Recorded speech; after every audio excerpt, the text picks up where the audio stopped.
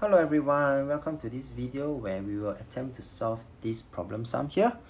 Jenny's table measures 90 by 120 cm. So I just do a rough sketch here at the side.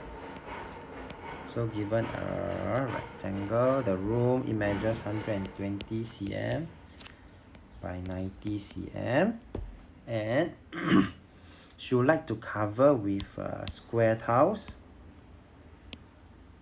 same size, and we are required then to find the largest possible length of each side of the tile. Okay, do take note that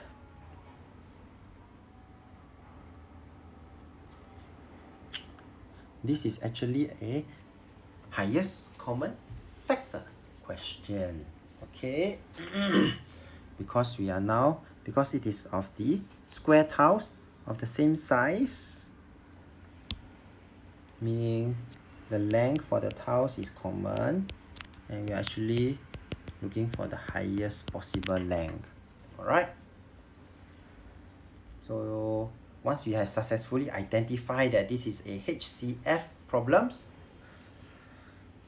we can then make use of what we have learned thus far. I'm going to just make use of the successive division method and divide by the smallest prime factor each time. This will give me 45 and 60.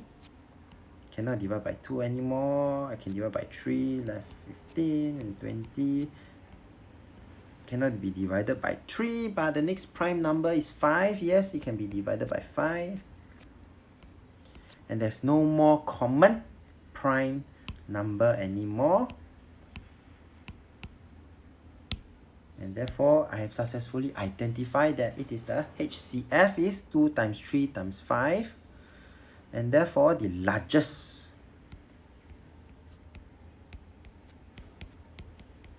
possible length in this case will be the HCF, which will then be equals to 2 times 3 times 5, 30 cm.